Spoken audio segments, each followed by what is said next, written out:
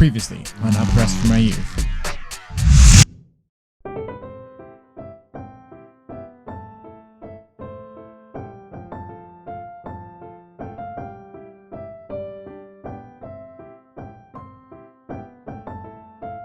Yep, mostly preparation.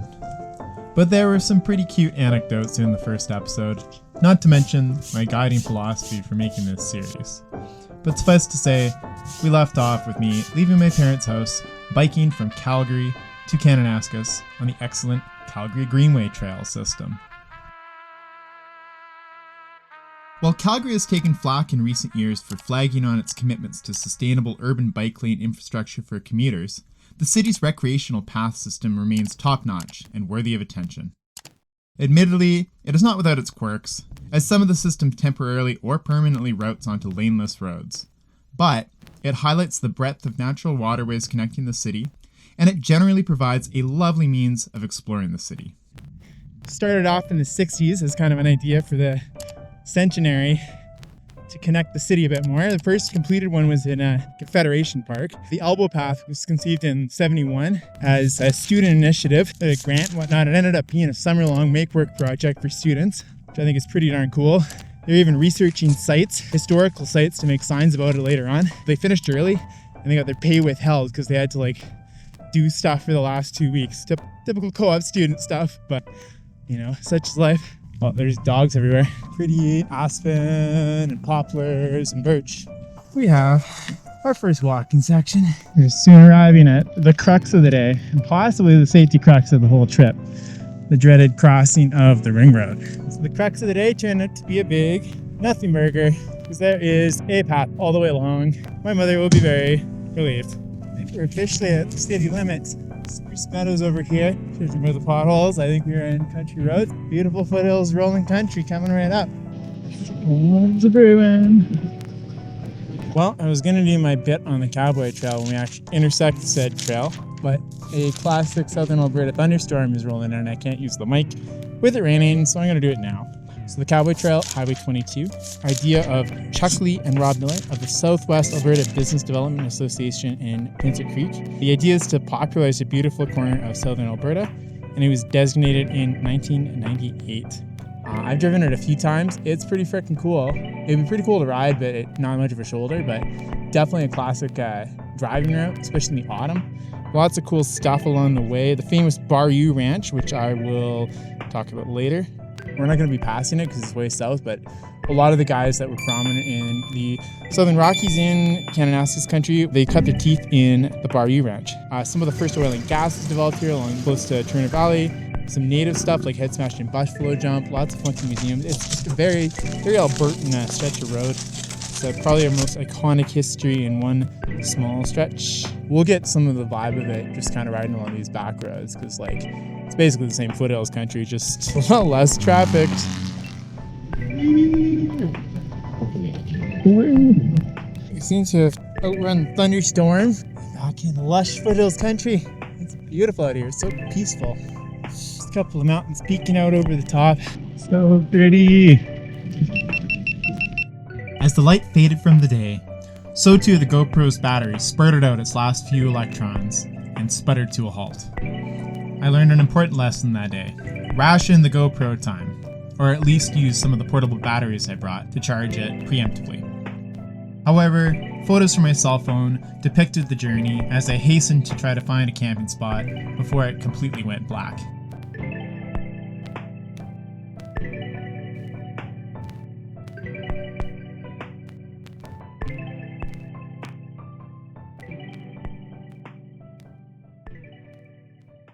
Oh man, that was a lot harder than I expected. Finally at a place where I can legally camp, which I'm stoked about.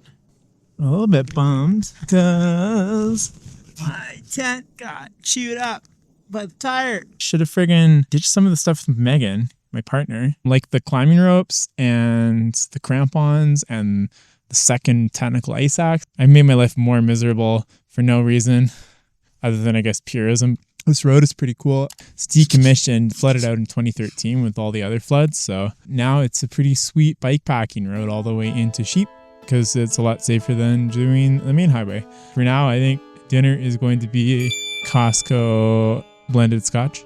Yeah. Nice foothills. Enjoying it while it lasts. Peace. Good morning.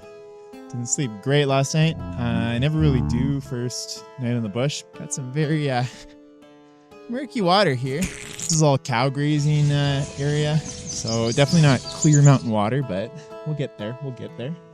Yeah, looking at about 25-ish kilometers today, so should be pretty chill half day. This is kind of in lieu of a rest day, and then tomorrow is go time for Mount Burns. All right, back on the open road. I anticipate about 2 hours to get up to the end of this road, and maybe an hour and a half to 2 hours to get up Gorge Creek, depending on how crappy the road is condition-wise. Definitely more proper hills as opposed to the rolling grassland foothills that we were doing yesterday, so getting closer and closer to the mountains. Gorgeous. Simply gorgeous, darling. Also very sloppy. Yeah, I can't imagine riding a fully laden dirt bike. Feel like this, but on the way up too, and even heavier. Oh, and there is Gorge Creek in all its wonder and glory. This might be the run that does me in. Our last functional bridge over the Creek of Gorge. This is, by the looks of it, the end of the road for cars. It's definitely slowing things down a bit, having all this muck. Hopefully it wards off forest fires, so this will be paying dividends in the future. It's interesting, we're only maybe 400 meters, that's 1,400 feet, higher than the last time we were looking at deciduous trees, and already noticing a change. Down in the rolling hills, they're all barren leaves, but these guys are just starting to bud. We're definitely in a more harsh environment, which makes sense. Hey, Clover! We have encountered our first snow. I find it humorous that it is exactly where somebody camped. Now here we have a true blue blown out bridge with caution sign and everything. There's something so magical about an old road overgrown with grass. Well, that's deep. Oh, it is real deep.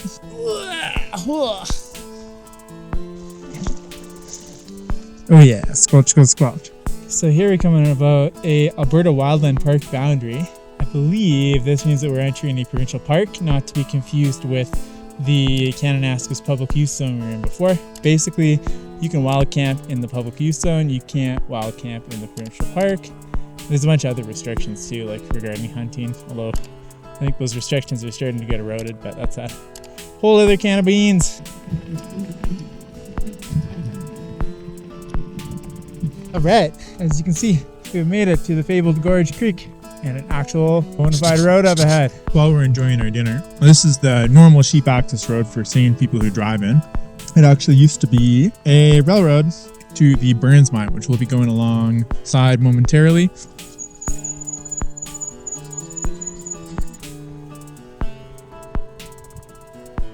Definitely in Kananaskis now. So welcome to Park 1 of 5, the Sheep Valley Park. Originally explored as a full mine claim. So originally the claim was bought by Julius Frickert.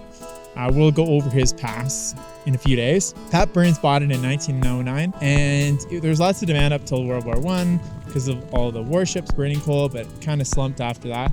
And post-World War II, it eventually ended up becoming a recreation area, which is really awesome and fosters tourism, which is a sustainable industry. I am pleasantly surprised. This trail is in great condition. I don't know what people on Trail Forks were grumbling about. Alright, point taken, Trail Forks. This is probably the rutting that has occurred. It's pretty typical about the front ranges of Kananaskis because these trails don't really get maintained. There's a lot of horses, beautiful creatures, nothing against horses, but it is kind of a downer when your pedals clip because of the rutting. Oh man, this load is killing me. Gotta hike up a kilometer through here and find a flat spot so I can legally camp. Kind of a drag, but such are the rules. Wish me luck. Definitely made the right call in calling it. Priority goes to getting an early start tomorrow so that I have good travel and don't die in a wet loose slide. And the extra 4K that I'm gonna have to do will be on a unladen bike.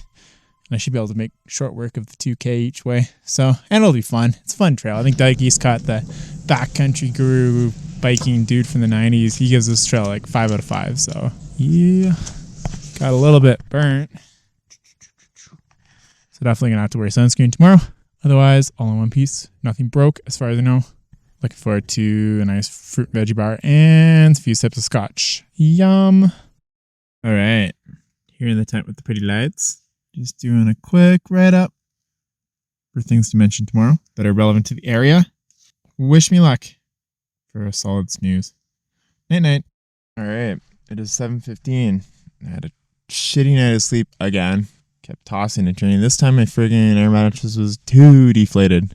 I hope it didn't spring a leak. I got a Nalgene full of coffee. Very excited to drink. The trail is a lot more fun. Not fully laden with a full kit. It's actually enjoyable to ride now. Ah, man, that ridge looks very enticing.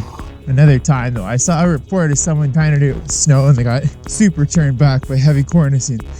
We'll investigate. At least we can see if there's a connection between burns and blue rock. Definitely saddle sore from yesterday. I put the Zincofax diaper rash cream on, but I don't know. Hopefully it works. Oh, that's cold. Oh, wakes up better than a cup of coffee, that's for sure. Oh yeah, there we go. That's what I'm talking about. People talk about dry Alberta. They have not been to Kananaskis. You know, this actually would have been a good time for a little blurb on southern Alberta wetlands, which I didn't research. I'm pretty stoked. My bear spray canister holster fix inadvertently fixed my issue of it popping off because now it's slightly smaller than this buckle. So it just snags on there when I take my backpack off. Definitely spring-like conditions, but a lot of the snow, surprisingly rideable. Provided you know what you're doing. Don't go in the big drifts. Stitch up your core so you don't go whoop. All right, this is our turn off. Socks have been wrung out. Tights have been delayered. Map has been checked. Coffee has been swug. Time to hit the pass. Maybe I'll start really pushing my bicycle a bit more, but I saw some other bike tracks. Someone else has done this season, but probably just as crazy / stupid as me. Aha! We found the trail. This calls for celebration. More coffee. The mushroom man is hydrated a lot better than the quote-unquote chicken and rice. I think it's just because the soybeans have a higher protein count, so it didn't absorb water as much. My hiking poles are rattling around, which to me is a sign from the heavens that they want to be used, and so they shall be.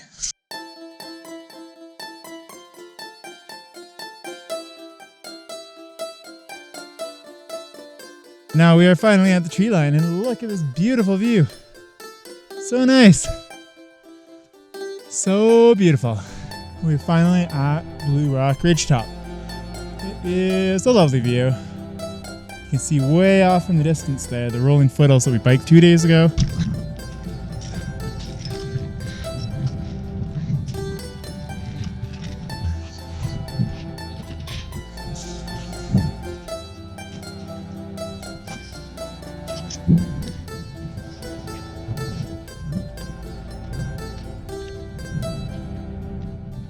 I think the route goes along here, traverses, and then goes up that little couloir.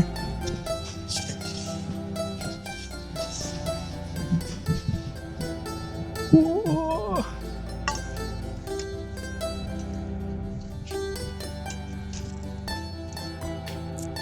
Yeah, looks snowy.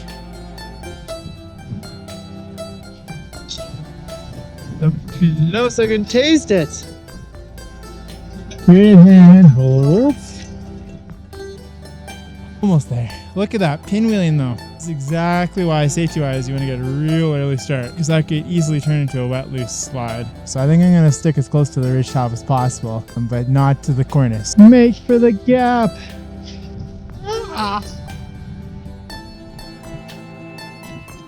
Oh yeah. Yeah, and I'm going to commit Black Dynamite levels of faux pas here, holding the mic in the shot. I've written a little poem to commemorate the occasion. May 27th, 2024. Mud, slush, and snow we waded through. Slip, slop, our feet squelch 1 and 2. This wasn't the thing we came here for, but a hard day out should even the score. Hope you guys like it. What a view! Look at this view! So beautiful. You can see right into the Continental Divide, which is not normative for something this far east. We got some condoms. We got some Fireball. I don't know what I do with the condoms, but blow them into balloons maybe. I'll just leave those for the Frisky Nucks party. Just put some sunscreen on my lips because they're starting to burn. And I remember from doing Rainier and then drinking coffee the next day. It's the most excruciating pain ever. Yeah, the snow really reflects up and burns your lips. So don't forget to put the lip balm sunscreen on your lips, guys, for your health. So long, Blue Rock.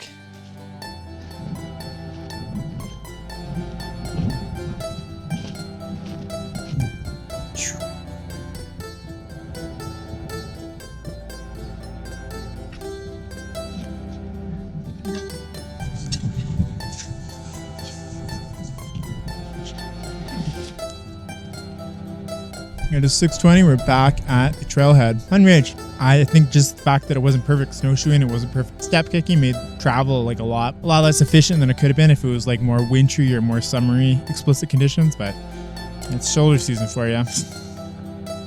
I see it. Finally, the bicycle, the noble steed.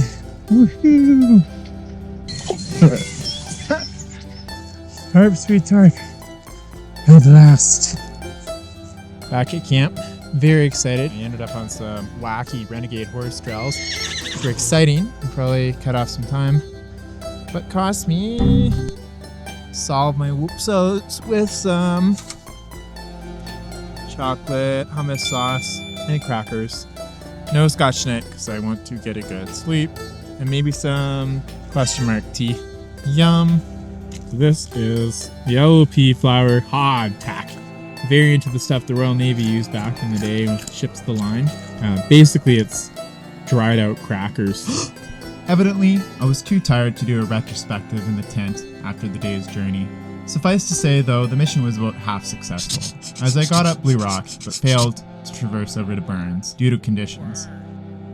This would prove to be a persistent theme throughout my journey.